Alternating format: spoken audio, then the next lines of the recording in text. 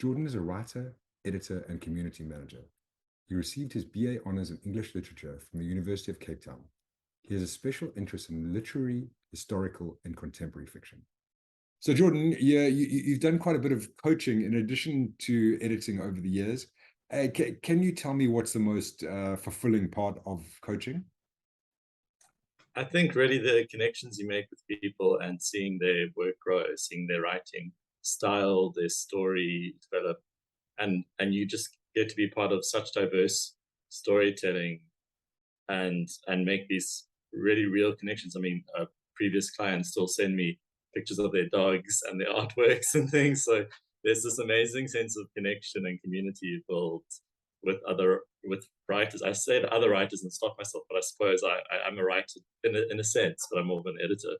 But yeah, there's an incredible sense of insight you get from working with people in this very kind of one-on-one, very revealing way. I mean, people are all writing such different stories and bring such different personalities and histories and experiences to bear on their writing, that I think that sense of insight that you get through the process is fantastic.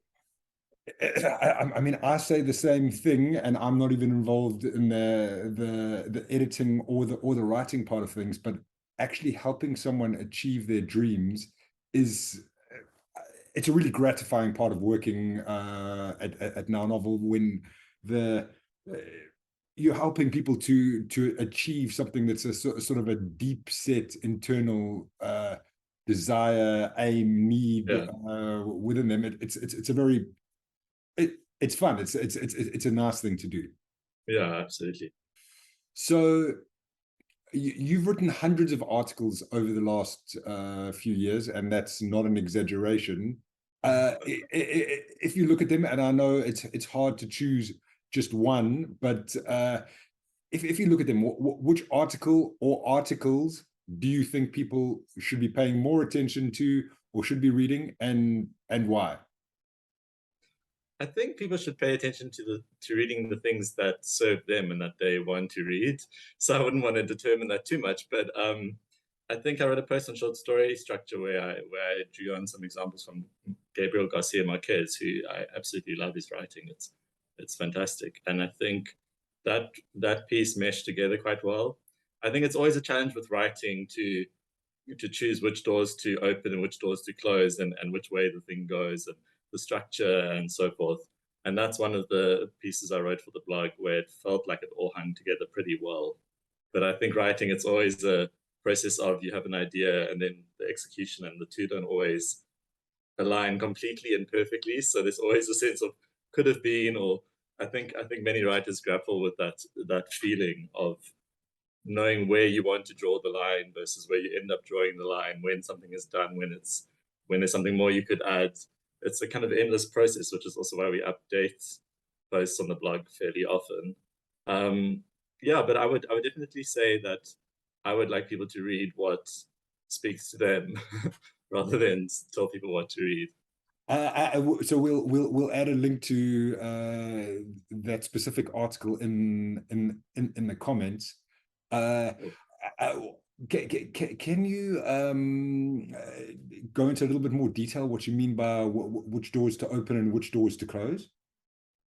Well, I think in creative process, I think it's Plato who talks about the ethical act, but I think also the artistic one is drawing a line in the sand. So knowing where to start something, where to end something, what to include, what to leave out. I think it was Italo Calvino who writes about. He talks about the halo around what's said. So it's like what you say, there's also blank space and silence around it, not to get too esoteric.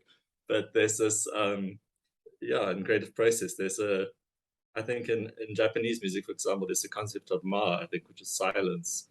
And that's an integral part of the music. So it's not just sound, it's also where you stop, where you maybe skip over something.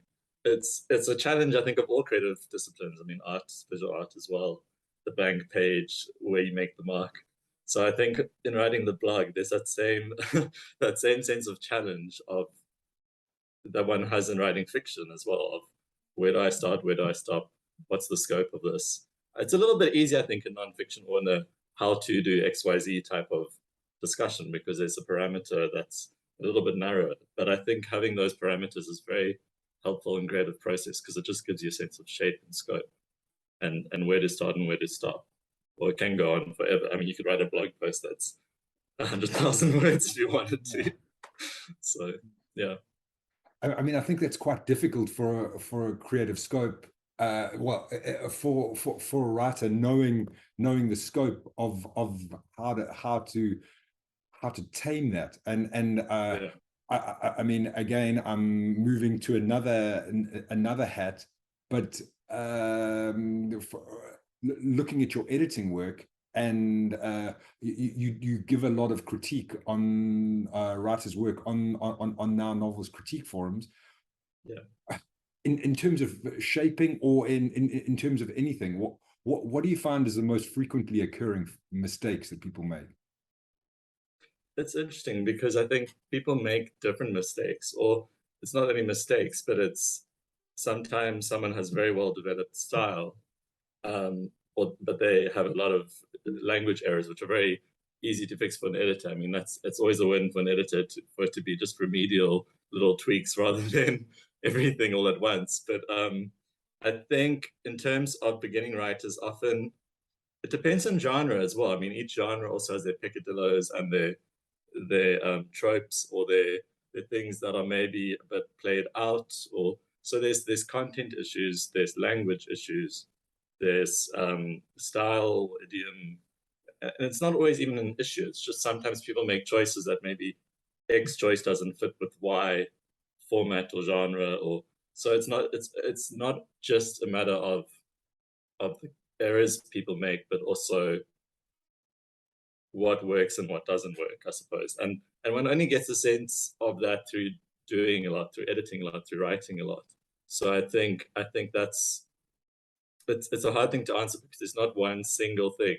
But I think in beginning, a lot of the time I'm critiquing people's work that's from the beginning stages, and a lot of the time it's things like not having a clear hook, not having a succinct setup where the reader's lured in and says, okay, I'm going to keep reading, I'm going to keep turning pages.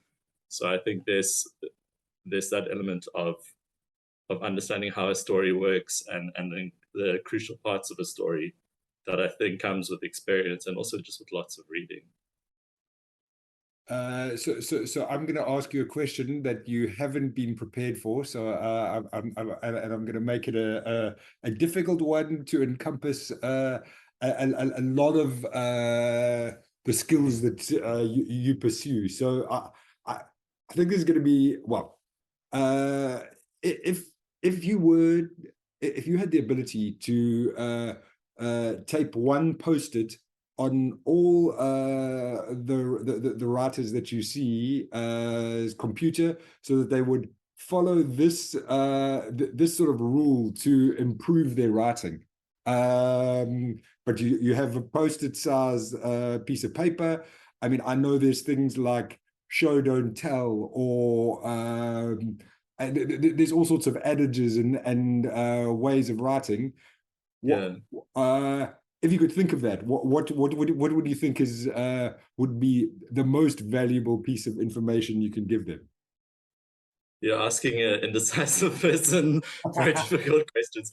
No, I think they would be quite simple. There would be things like have fun, because I think so often in creative process one can make it a chore and a stress and a anxiety, and I think confidence, partly what people call confidence, and I'm not sure I love the cult of confidence, because I think doubting yourself is a very valuable trait that's maybe not common enough in the world for some in some ways. But I think having fun, trusting in yourself, because I think a lot of beginning writers are looking for external validation of what they have already. They already have something, and they just need to listen to that something, whether it's a passion for a subject, or a genre, or whatever it may be. They have that spark, and then it's just a matter of doing and doing and doing. So I'd say have fun, and writing is rewriting. There's so many different things, but I think a lot of people also expect the first draft to come out word perfect. I'm upset. The unfortunate thing is some people are upset to hear feedback on something that the feedback giver knows and is aware is in the very early stages. So I think you only know what you know from doing, and if you haven't written, for example, 4 or 5 drafts of the same story, you don't know what's not working yet as well as you do when you're at that point. So I think there is, I would Okay, say, I think you've got writing. enough space on your post-it to write enjoy yourself, and writing is rewriting, and I think those are both good Yeah, good processes and things to follow. I think we can also overcomplicate things, tasks, in Yeah. a way that becomes an enemy to progress and to creativity. I know I do that, so I can Yeah. relate. Yeah, I mean, double thinking Thinking of all and possibilities. overthinking is Yeah, is a challenge. So uh, uh, in terms of your preferences, genre fiction is one of them. What is your favorite work of genre fiction? oof, that's also tough. I'm not trying to There are put you so in many. the. Sorry, carry on. There are so many wonderful books. I really love A Wizard of Earthsea. I just really love Ursula Le Guin's writing generally. She writes incredible essays as well, and she interviews well. Her books of essays are as good as any literature, as far as I'm concerned. I love her writing. It's very deep, but very simple. I mean, she studied the Tao Te. I think she did the translation of it as well, the Tao Te Ching, the I Ching, um, which is all that very aphoristic kind of fragment style Chinese philosophy. Um, and yeah, she's just fantastic. But I don't actually read that much genre fiction. I read a lot more literary fiction and classic fiction, which I'm trying to curb. I'm trying to read more genre because, as we had a fantastic interview and chat with a member who writes sci-fi last night, and the more I speak to genre fiction authors, the more I think I'm missing out on all these wonderful genres. So I need to get out of my contemporary slash realist slash literary fiction loving ways. And as a child growing up, as a kid, I read almost exclusively fantasy. So I think I got to the point where I almost kind of overdid it on that genre, but I'm enjoying getting back into it through via our members and via the editing I do sometimes. But I love the Narnia series. Must have read that about 7, 8, 9, 10 by C.S. Lewis times as a kid, just because of the fantasy of it. Um, yeah, but I was a big fantasy nut as a kid, and of course, you can't talk about fantasy without talking about Lord of the Rings, which is just so rich and dense and fantastic. Yeah, so I mean, I also read a whole lot of sci-fi fantasy when I was growing up, but I've moved away, and now I've got a friend who's a big sci-fi nerd, so she shares books with me and recommendations. So it's quite interesting to go back into different Go back, genres and explore things. yeah, absolutely. So Jordan, for my last question, I'm going to ask you, because you know so much about the now novel process and helping people, and actually have creating it. What do you think the most helpful part of now novel is? I think it's the interaction, it's the coaching, it's in our live webinars where we have Q&As and so forth, and writing sprints in our group coaching course. There's so many opportunities to connect with people who have a real passion for words and writing and storytelling, and a deep understanding and different understanding. So coaches of different areas they may specialize in, such as memoir or fantasy or whatever it may be, and then having those conversations. I really value the connections I've built up with our members on the site. I mean, people have shared everything from major life milestones to medical diagnoses to people share the most personal, what friends share with each other, what family members share with each other. So there's that sense, real sense of community that I think is helpful as a writer to have, because writing can be a very solitary and even lonely process. And I think many of the great writers have had fantastic support networks. If you look at the Inklings with Tolkien and C.S. Lewis, or if you look at the Bloomsbury group, or there are a lot of groups of writers and writing circles and MFA classes. You have amazing discussion groups in college when you do literature. I just did literature, not an MFA. but you have this amazing sense of community, and people bring such valuable, deep perspective and insights from their own interesting vantage points, that I really think that community aspect here is what is most helpful. And of course, the tools we worked on are great, but Yeah, I no, think no, we're also still iterating on those. So yeah, everything can't be the best, and yeah, exactly. I mean, I think having the ability to learn from lots of people and different perspectives, and having that personal connection is extremely valuable part of Now Novel too. So Jordan, thanks for chatting to us and getting to know you a little bit better. See you on the website or on Q&As or wherever. Great, thank you. Thanks for the chat.